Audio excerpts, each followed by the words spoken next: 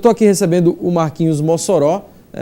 O CSA está na sua vida também, de certa forma. Dá para a gente fazer um resumo de algumas coisas aqui, já que o Mossoró, o último trabalho que realizou, digamos, fixo em um clube foi no Campinense, até onde a gente sabe, né? E de lá para cá vem buscando, digamos, se reciclar, abrir outros mercados, outros horizontes. E hoje, digamos, já responde como empresário aí no mundo do futebol. Queria primeiramente dar uma boa noite a você, Mossoró, e querer saber por que, né, ingressar nesse meio aí do empresariado, do futebol, a questão da vida no meio do futebol como jogador influenciou muito para que você, porque outras pessoas são empresários e nunca jogaram, né? Verdade. Mas isso fez a diferença para você? Boa noite. Boa noite, Gustavo. Boa noite a todos os telespectadores.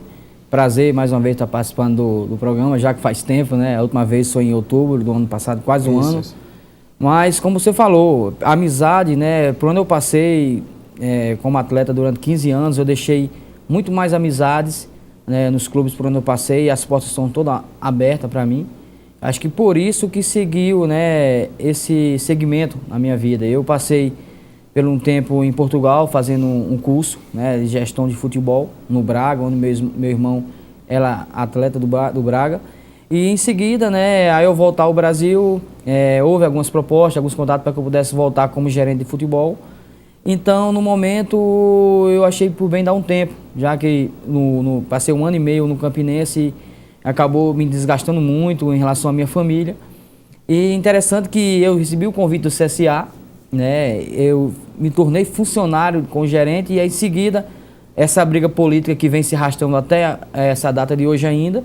Por isso que o CSA, como você falou antes aí, fez um investimento muito grande e as coisas não aconteceram, que era a aposta grande, era que o CSA e o Botafogo brigassem por essas vagas.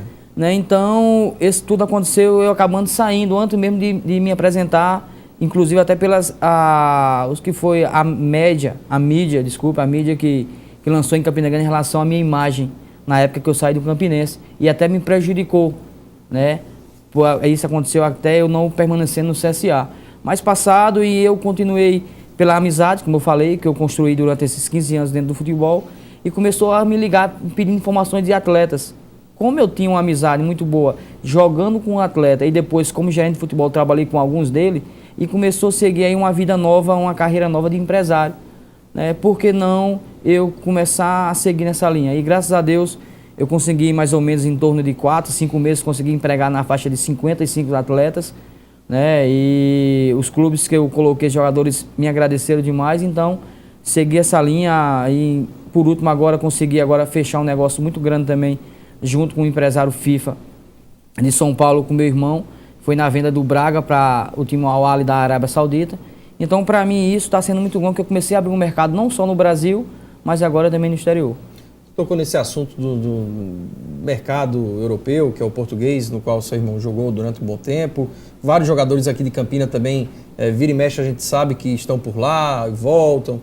A gente vê o mundo árabe agora abrir também um mercado que paga muito bem, né? Mas por outro lado, já entrevistei gente que jogou por lá e disse que assim, é para ir ganhar dinheiro e ir embora, porque não é para gastar lá. Aí a cultura é muito complicada. A cultura é muito rígida, né? Falta às vezes de lazer mesmo para a família, ou às vezes fica longe da família e tudo mais.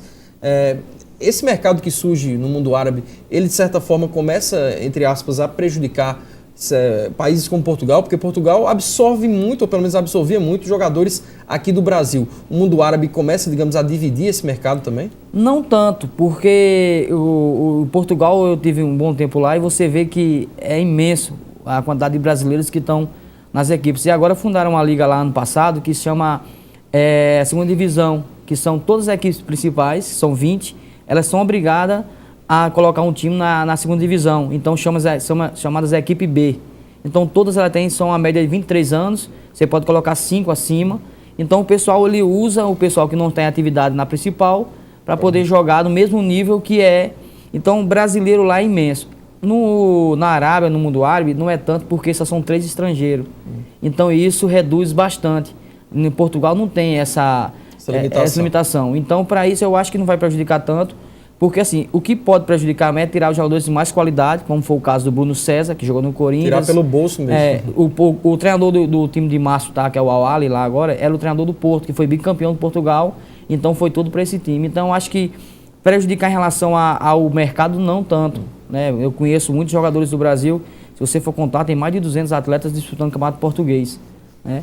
Então, eu acho que não. É mais a qualidade, eu acho talvez jogadores de mais qualidade de Portugal, talvez eles consigam levar para lá. Mas, como são só 3 estrangeiros por equipe lá, eu acho que não vai prejudicar tanto o mercado.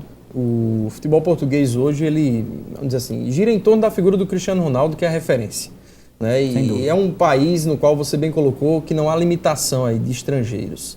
A gente já vê na Inglaterra uma rigidez bem maior, começa a se questionar em outros países também, Alemanha, né? Na Alemanha e tudo mais. E o futebol português fica sempre naquela, né, girando em torno de 2, 3. Não um pouco prejudicial essa falta de limitação, justamente para a seleção, digamos, de Portugal, porque quer queira, quer não, o jogador vai e toma o espaço daquele que, na teoria, seria da casa. Eles falam sobre isso também? Há um ciúme, né, entre aspas, há um ciúme, né? O meu irmão passou 5 temporadas em Portugal, no Braga, e pelo mais moral que ele tivesse, pelo mais respeito que ele tivesse da torcida, da imprensa local, mas nos bastidores eu convivi um pouco, há uns ciúmes, né, do brasileiro, por tomar esse espaço, por tomar essa mídia, por saber que jogadores brasileiros vêm para Portugal para ganhar mais do que os portugueses. E todos nós sabemos que a seleção portuguesa, como você falou, assim, se refere a uma pessoa só, a imagem de uma pessoa, que é o Cristiano Ronaldo. Isso. Mas é limitadíssima a seleção portuguesa, né? Se você pegar a convocação, são 5 jogadores do Braga, 7, o 10 do Porto, 10 do Benfica. É nessa média, então, porque são poucos jogadores dos times pequenos que conseguem ir para lá, justamente por esse investimento não ser tão grande nos times pequenos. Lá, hoje, Porto, Benfica, né? Antes era o Sporting deu uma caída, subiu o Braga. E esse ano agora o Paços Ferreira conseguiu chegar um pouco lá em terceiro lugar, tomando a vaga do Braga. Mas, como eu falei, a qualidade é absurda em relação a você comparar com o futebol brasileiro. Então é um mercado pequeno, por isso que às vezes o Liedson passou muito tempo lá. Meu irmão, agora se tivesse, poderia também jogar na seleção portuguesa. Mas é complicado o mercado de Portugal para isso, porque é reduzido demais.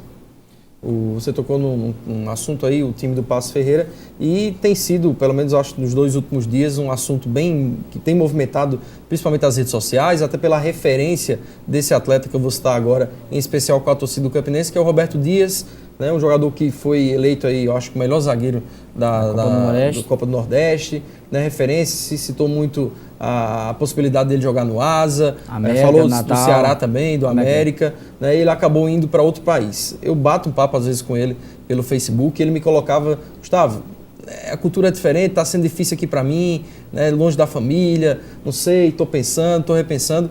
E aí tem saído matérias falando sobre a situação dele. Você tem alguma informação em relação a isso? Porque eu acho que o torcedor do Campinense está meio confuso, né? Porque saiu matéria dizendo que ele quer voltar, tem matéria dizendo que ele vai embora, tem matéria dizendo que ele tem 2 anos de contrato. Eu conversei com o Roberto, né, antes mesmo dele sair do Campinense. Eu conheci ele aqui, a gente teve algumas conversas, um excelente jogador, um atleta. Eu tinha acertado toda a negociação dele para ir para o América Natal junto com o Edivânio, que se encontra lá também, que era a dupla de zaga do Campinense. E ele acabou preferindo esperar. Desistiu do América, desistiu do Ceará, e acabou recebendo uma proposta do Asa. E por último, aos 45 do segundo tempo, ele conseguiu, resolveu ir para Portugal. E foi no mesmo momento que eu estava lá, a gente conseguiu se encontrar lá em Portugal ainda, e ele me falou que tinha feito um contrato de 2 anos e tudo.